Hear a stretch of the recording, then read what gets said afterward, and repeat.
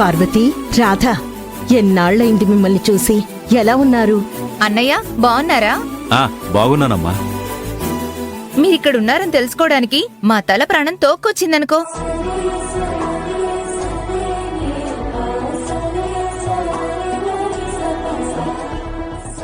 ముందు ఆ ఇంటికే వెళ్ళాం. అక్కడ కనిష్క ఉంది. తనే మీ అడ్రస్ ఇచ్చి పంపించింది. ఇంతకీ అక్కడుండాల్సిన మీరు ఇక్కడున్నారేంటి?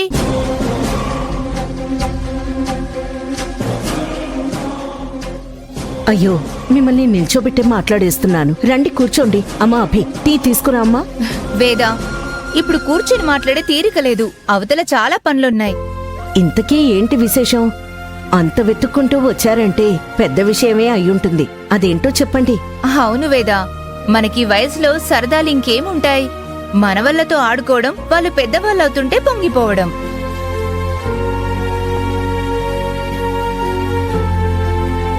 ఇప్పుడు కూడా అందుకే వచ్చాం. మా అక్క మనవరాలు పెద్దదైంది. ఆహా, పుష్పవతి ఫంక్షన్ కి రమ్మని పిలవడానికే వచ్చాం. తప్పకుండా రావాలే? తప్పకుండా రావాలమ్మా. లలిత బావున్నావా? బావున్నా. ఫంక్షన్ కి నువ్వు కూడా తప్పకుండా రావాలి. ఐరేంద్రి, నువ్వు కూడా తప్పకుండా రావాలి. రేపే ఇంట్లో జరగాల్సిన తంతు జరిపిస్తున్నాం. నువ్వు మీ కోడళ్ళు అందరూ కలిసి రావాలి. తప్పకుండా వస్తాం. వెళ్ళొస్తాం. అలాగే వెళ్ళొస్తాం వేదా. అన్నయ్య వెళ్ళొస్తాం. అలాగే. కాస్త టీ కూడా తాక్కుండా వెళ్తున్నారు మీరు. ఇంట్లో ఫంక్షన్ ఉంటే ఎలా ఉంటుందో నీకు కూడా తెలుసు కదా. వెళ్ళొస్తామే, పద.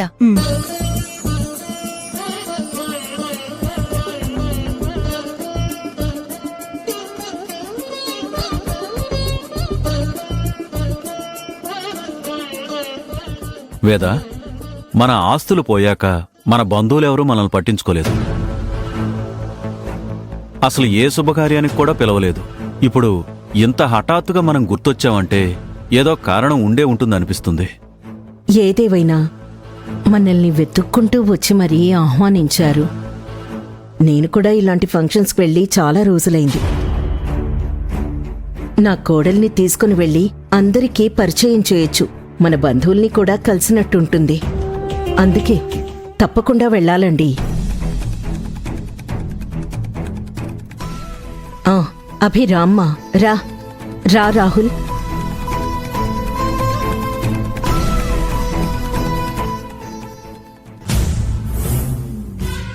ఈసారి కనిష్క ఇలా ప్లాన్ చేసిందన్నమాట. బంధువులు, ఫంక్షన్లు అంటూ ఫ్యామిలీ సెంటిమెంట్తో కొట్టబోతున్నట్టు అనిపించట్లేదు. కనిష్క చెప్పటం వల్లే వాళ్ళిక్కడికొచ్చారు, ఫంక్షన్ కి పిలిచారు. అంటే ఇదంతా కనిష్క ఆడించబోయే ఆట. రేపు మనం వెళ్లి నించుని చూస్తే చాలు, ఖచ్చితంగా వీళ్ళకి అవమానాలు తప్పవు.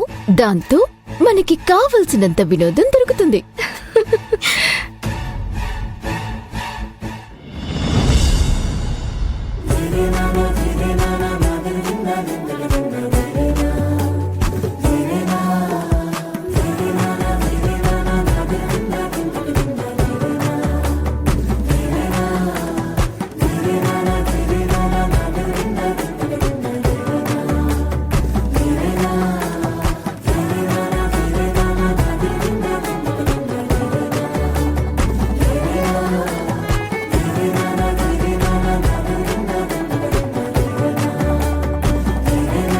రే, అత్తాకోడల్ని ఇలా చూస్తుంటే నా మనసు ఉప్పొంగిపోతుంది రాహుల్.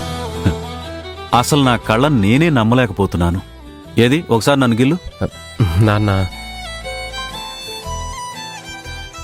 మనం గిల్లుకున్నా కలనుకున్నా ఇప్పుడు జరుగుతుందంతా నిజం. వాళ్ళు నిజంగానే మన కళ్ళ ముందు కూర్చొని కబుర్లు చెప్పుకుంటూ నవ్వుకుంటూ ఉన్నారు.